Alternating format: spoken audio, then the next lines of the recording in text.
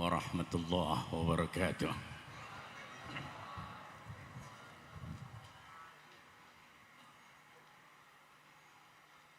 Bismillahirrahmanirrahim. Alhamdulillahi rabbil alamin. Wassalatu wassalamu ala Muhammadin wa ala alihi wa sahbihi ajma'in, amma ba'd. Alhamdulillah, puji syukur kehadirat Allah Subhanahu wa ta'ala. Pada pagi menjelang siang ini Allah giring kita, Allah tuntun kita, Allah gerakkan jasad dan ruh kita untuk menghadiri peringatan hari lahirnya Nabi Muhammad SAW di satu tempat yayasan pendidikan Ibn Nafis,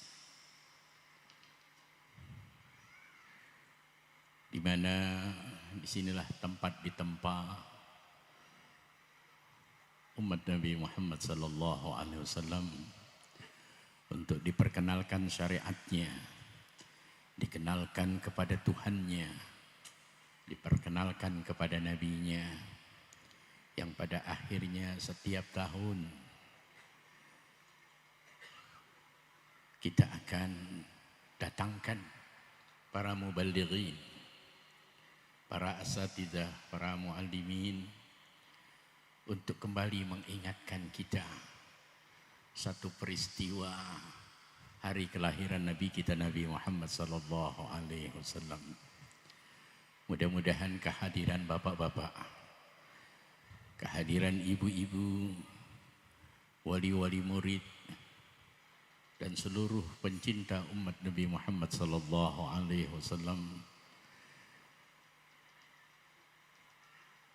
kita datang tidak lain hanya untuk bersyukur kepada Allah bahwa telah dilahirkan Nabi kita, Nabi Muhammad SAW.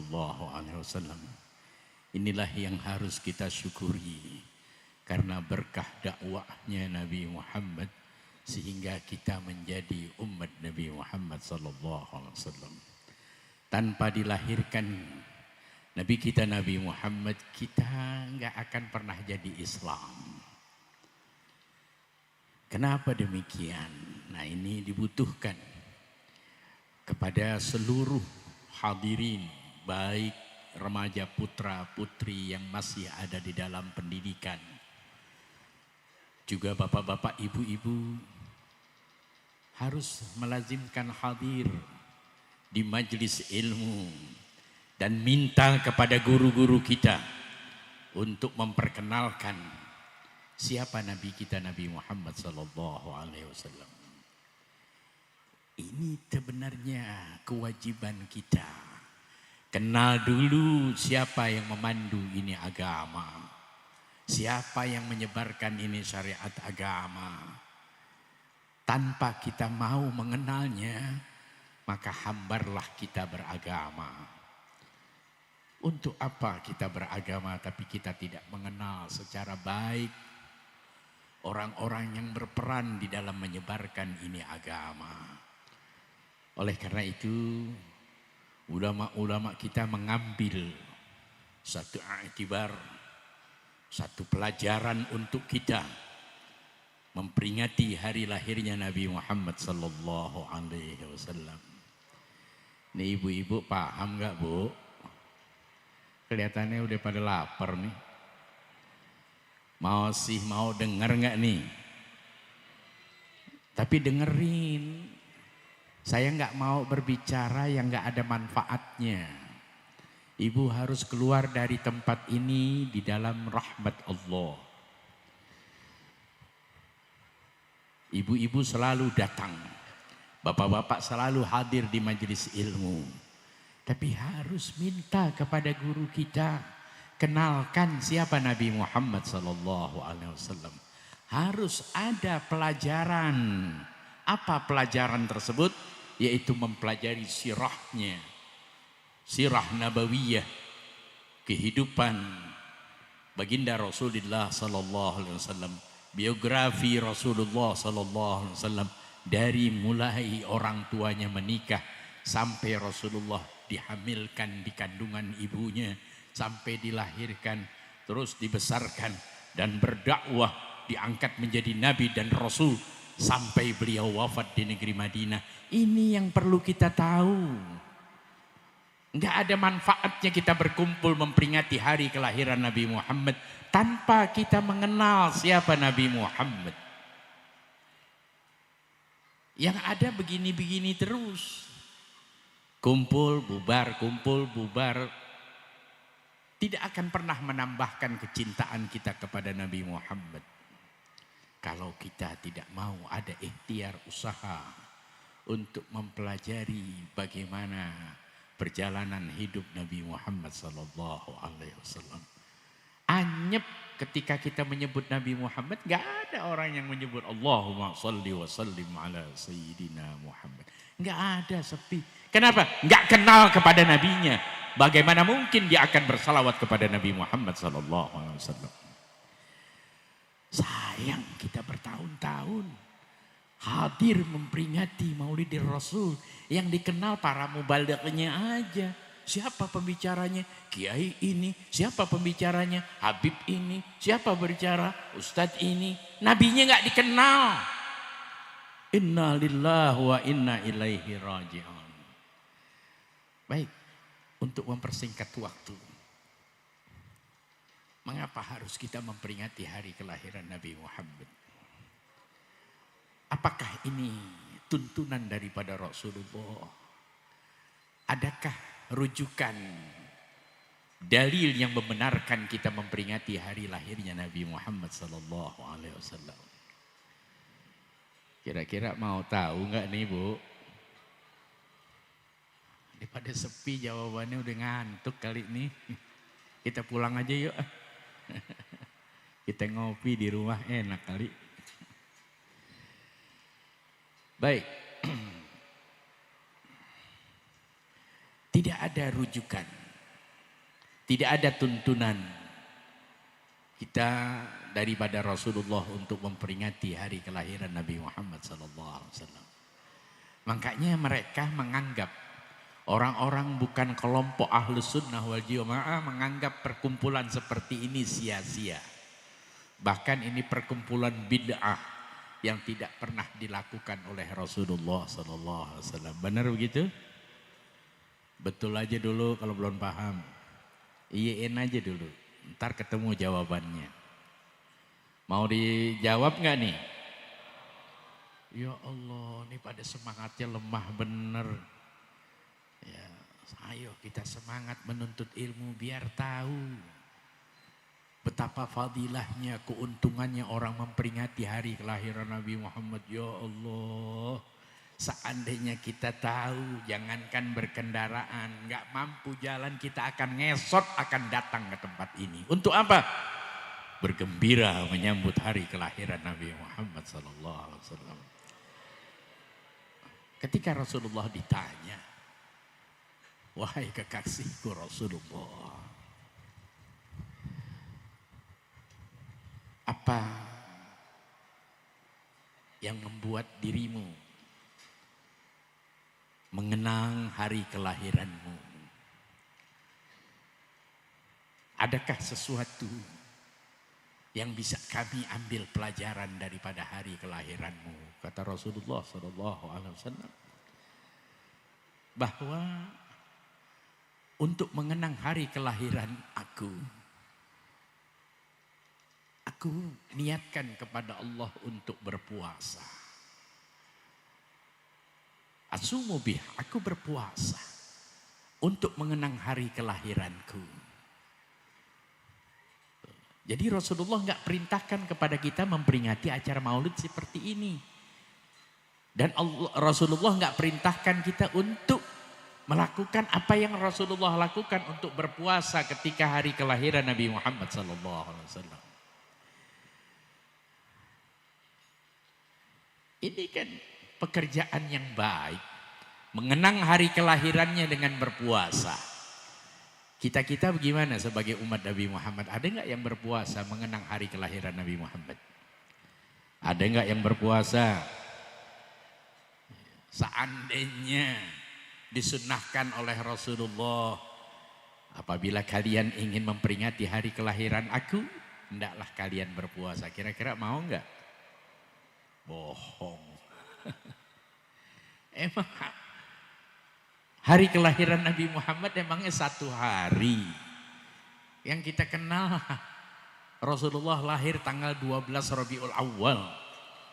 Itu Rabiul Awal belum Rabiul Tsani. Berapa bulan berarti kita berpuasa? Berapa bulan? Ini pada sepi emang gak semangat sih, percuma diterangin juga. Jadi kita berpuasa berapa bulan kalau kita memang diambil pelajaran dari Rasulullah itu adalah sunnah, berapa bulan? 2 bulan puasa. Ada yang mau? Oh, ulama kita ulama cerdas. Iya, mereka adalah ulama-ulama rabbaniyah.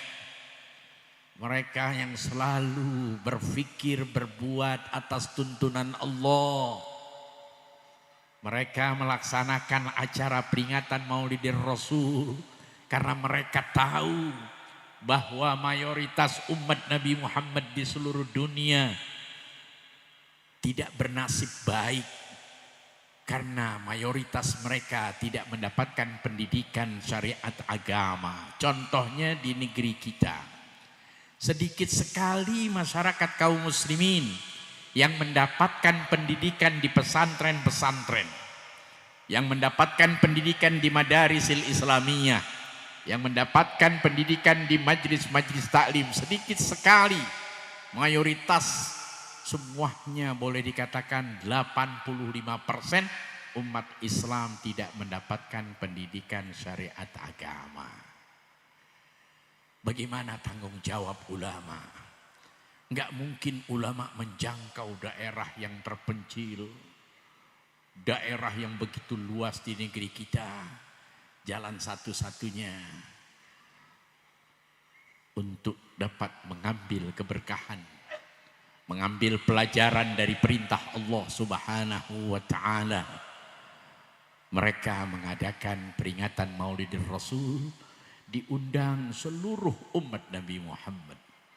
Misalkan di Depok atau di wilayah, apa ini namanya nih? Kampung Serap. Ya, majelis atau yayasan pondok pesantren Ibnu Hafiz apa? Ibnu Nafis mengajak kepada masyarakatnya yang mayoritas mereka enggak mendapatkan pendidikan syariat agama. Ayo kita kumpul. Kita akan membacakan riwayat hari kelahiran Nabi Muhammad. Kita panggilkan guru-guru, para mubalighin yang mereka mumpuni di dalam menjelaskan tentang peristiwa kelahiran Nabi Muhammad SAW. Itu yang mereka rencanakan para aulia ulama salihin. Sehingga terjadilah peristiwa seperti ini yang tidak pernah dilakukan oleh Rasulullah, nggak pernah dilakukan oleh mereka para ashabur Rasul, tetapi mereka lakukan hal yang demikian untuk dapat memberi pendidikan, memberikan masukan pelajaran siapa nabinya, yaitu nabi kita Nabi Muhammad SAW. Bagaimana mungkin mereka mengaku umat Nabi Muhammad tapi nggak kenal nabinya? Bagaimana mungkin orang bisa naik kereta kalau nggak tahu kereta mana yang harus ditumpanginya? Barang yang mustahil dia akan diberangkatkan. Kita berharap diberangkatkan oleh Rasulullah masuk ke dalam surga, tapi nggak kenal nabinya. Ini luar biasa umat Nabi Muhammad. Oleh karena itu, itulah kecerdasan mereka para ulama. Dihadirkan kita untuk memperingati hari kelahiran Nabi Muhammad agar para mubalighin menyampaikan, menjelaskan siapa nabi kita Nabi Muhammad SAW. Kedua, menurut apa yang ada di dalam firman Allah Subhanahu wa ta'ala, Bismillahirrahmanirrahim. Qul bi fadlillah wa birrahmati fabidzalika falyafrahu. Sampaikan olehmu ya Muhammad, beritakan olehmu ya Muhammad, bahwa hari kelahiranmu ini merupakan satu fadlah minallah. Ini karunia yang agung, karunia yang sangat besar yang Allah berikan kepada seluruh alam jagat raya ini, yaitu hari kelahiranmu.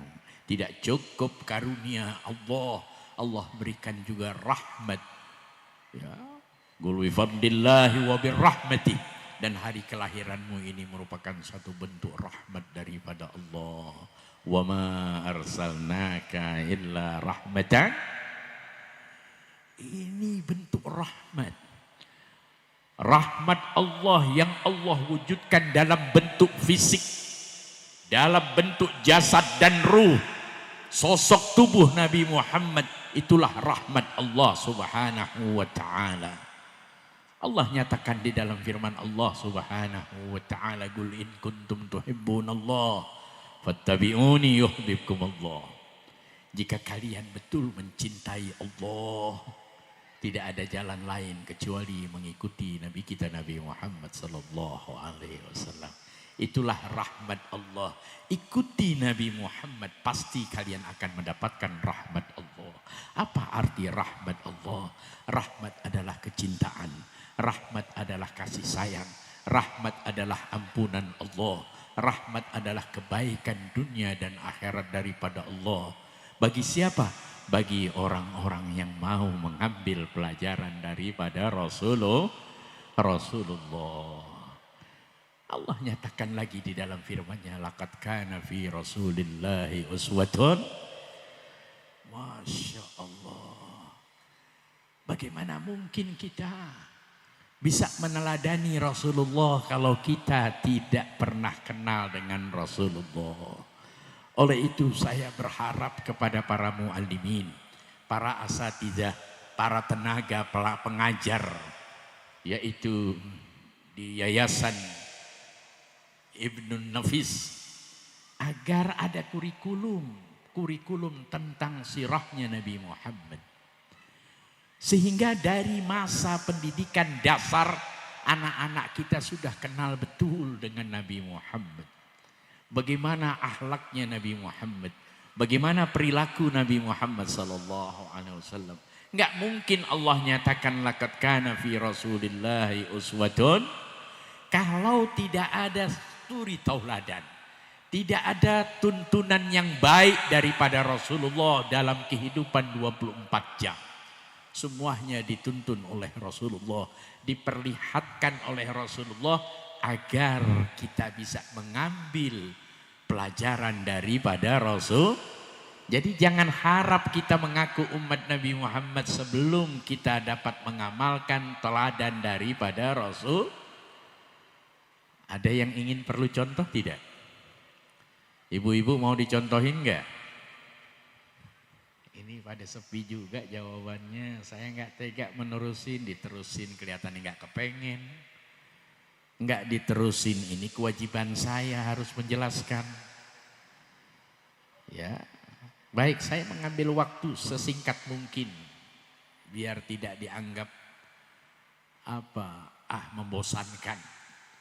Emang namanya ilmu bikin bosen. Coba undang pelawak seperti semuanya akan ketawa. Benar begitu? Berani tanggung jawab? Dana-dana yang mengalir di dalam acara maulid ini akan dipertanggungjawabkan kepada Allah. Hanya untuk tertawa. Sedangkan kita punya syariat agama. Sedangkan mereka para kiai, para muallimin, para habaib berkewajiban mengajarkan, menuntun agar ibu, bapak-bapak selamat perjalanan hidupnya sesuai teladan daripada Rasulullah. Baik, secara singkat saja karena memang waktu yang gak memungkinkan. Ketika Rasulullah kembali dari perang Tabuk, Rasulullah bersama para sahabatnya memasuki pintu gerbang kota Madinah. Maka Rasulullah matanya tertumpu kepada seorang laki-laki tua separuh baya bertelanjang dada, berpeluh keringat, kulit warnanya begitu hitam pekat. Rasulullah perhatikan, ya Allah, masih ada umatku kondisinya seperti ini. Lusuh, hitam, berpeluh, kurus kering. Ya Allah, aku adalah presidennya, aku adalah pemimpinnya. Betapa malu aku melihat keadaan rakyatku seperti ini. Ini tanggung jawab aku ya Allah, ini tanggung jawab aku. Mengapa masih ada yaitu umatku seperti ini hidup dalam keadaan kesusahan. Lihat contoh teladan pemimpin. Kira-kira ada pemimpin yang begitu enggak? Melihat rakyatnya susah, dia ngadu kepada Allah, ya Allah, ini adalah tanggung jawabku. Ia miskin dan papa, kurus, berkeringat, bahkan warna kulitnya hitam pekat. Mengapa aku tidak tahu ada umatku seperti ini? Lihat tuh pemimpin. Coba pemimpin kita, jangankan presiden, RT aja yang punya pikiran begitu. Hebat bener tuh RT. Satu RT akan senang dipanggil tuh orang-orang yang mampu. Ayo, di warga kita ada beberapa orang yang gak mampu. Mari kita berikan jalan keluar, bagaimana caranya kita musyawarah.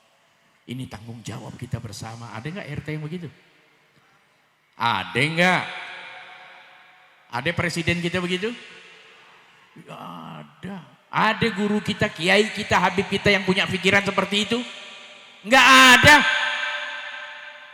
Bagaimana umat Islam ini bisa bahagia hidupnya kalau seluruh pemimpinnya, baik pemimpin negara maupun pemimpin agama, mereka tidak peduli dengan kehidupan umat Nabi Muhammad. Kenapa enggak contoh Nabi Muhammad? Ya Allah, kalau diceritain malu kita nih. Ya. Ada yang punya perhatian mejanda doang. Benar begitu? Ya Allah. Anak yatimnya dipegang-pegang aja palanya. Inna lillahi wa inna ilaihi raji'un. Dah kembali pada cerita tadi. Ya. Maka Rasulullah enggak tahan dengan keadaan melihat seorang tua separuh baya dengan lusuh tanpa pakaian yang menutup dadanya didatangi oleh Rasulullah. Maka Rasulullah memberikan salam, assalamualaikum warahmatullahi wabarakatuh. Orang tua ini kenal betul siapa Nabi Muhammad. Dia kenal betul kelembutan Nabi Muhammad. Dia tahu betul sifat-sifat Nabi Muhammad. Dia nggak sanggup memandang Rasulullah. Ditundukkan wajahnya. Dia jawab, waalaikumsalam ya Habibullah. Waalaikumsalam ya Rasulullah. Ada apa gerangan wahai kekasihku Rasulullah? Maka Rasulullah berkata, mengapa kamu keadaannya seperti ini? Apa yang menyebabkan kamu seperti ini? Beritakan kepada aku. Aku adalah pemimpinmu. Engkau adalah tanggung jawabku di hadapan Allah kelak. Berikan kabar kepada aku agar aku bisa selesaikan urusanmu. Masya Allah, pemimpin. Kalau ada pemimpin seperti Nabi Muhammad, dunia beres.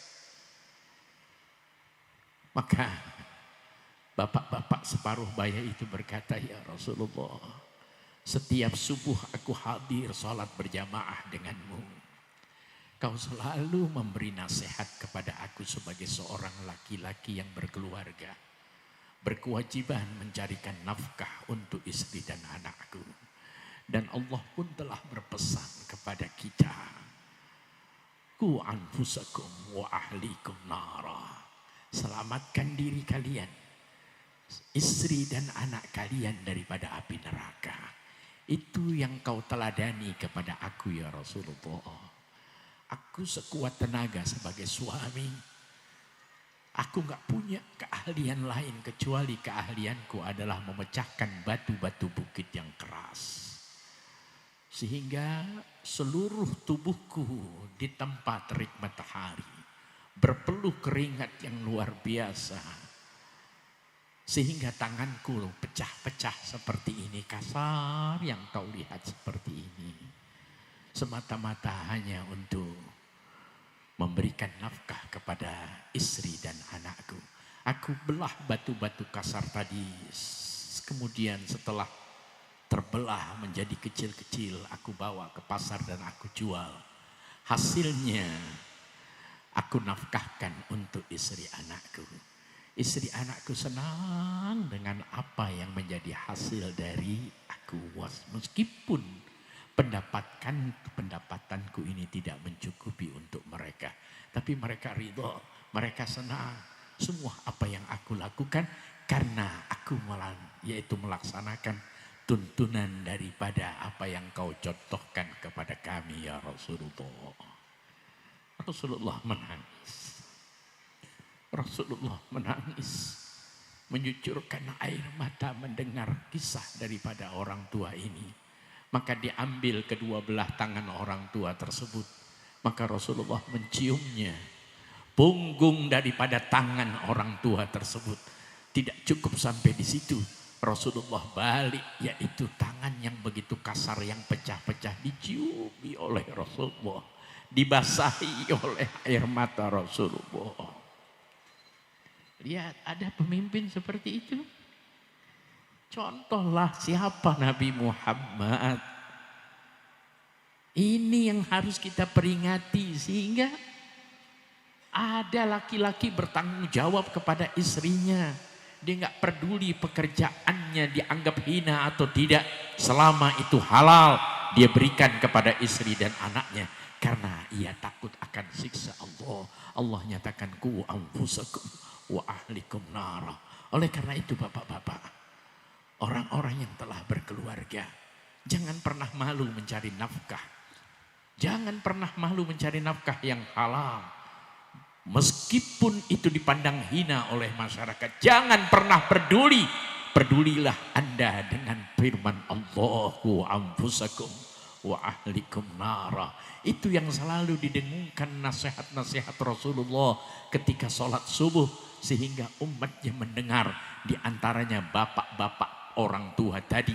Dia berpeluh dengan keringat, terbakar dengan terik matahari sehingga geseng kulitnya, pecah-pecah daripada jari jemarinya, memandang kepada tuntunan daripada Rasulullah. Laqad kana fi Rasulillahi uswatun.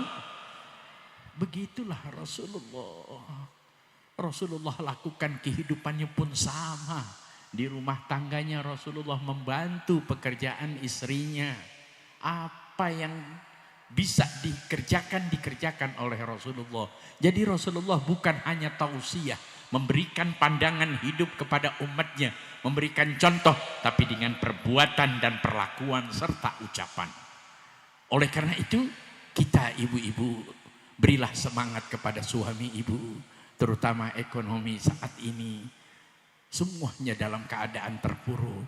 Berilah dukungan, semangat moral kepada suami kita, Bang. Abang jangan pernah malu mencari nafkah. Dulu abang berjaya, bekerja, sekarang abang di PHK. Jangan abang putus asa. Saya akan dukung pekerjaan apapun. Cari pekerjaan, berbuat apa saja selama itu halal untuk kami, Bang. Kami tahan dengan lapar, kami tahan dengan hinaan masyarakat, tapi kami enggak tahan apabila Allah jebloskan kami ke dalam neraka jahanam. Ini yang perlu kita sadari. Ibu jangan sayang di dunia saja dengan suami ibu. Ibu kan kepengen masuk surga bersama suami dan anak-anak ibu. Begitu juga bapak-bapak. Sayanglah kepada istri dan anak-anak. Dengan cara tadi, jaga. Jangan sampai memasukkan setetes air ke tenggorokan keluarga kita. Jangan masukkan sebutir beras ke kerongkongan istri dan anak kita. Selama itu barang yang haram. Biarkan mereka mati kelaparan. Biarkan mereka merana. Allah yang akan memberikan rizki kepada mereka. Tugas kita mencari yang halal. Oleh karena itu mudah-mudahan bapak-bapak, ibu-ibu bersabar menghadapi kehidupan masa saat ini. Kenalkan Rasulullah. Jadi ada pendukung hidup kita, yaitu Rasulullah yang memberi semangat kehidupan kita. Memberikan yaitu motivasi kehidupan.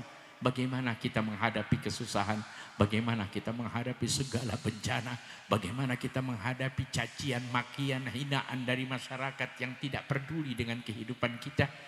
Ada Allah, ada Rasulullah, ada syariat yang dibawa oleh Nabi Muhammad. Oleh karena itu kenalkan dulu Nabi Muhammad, pasti kalian akan bahagia. Itu saja yang perlu saya sampaikan. Mohon maaf, terima kasih. Wassalamualaikum warahmatullahi wabarakatuh.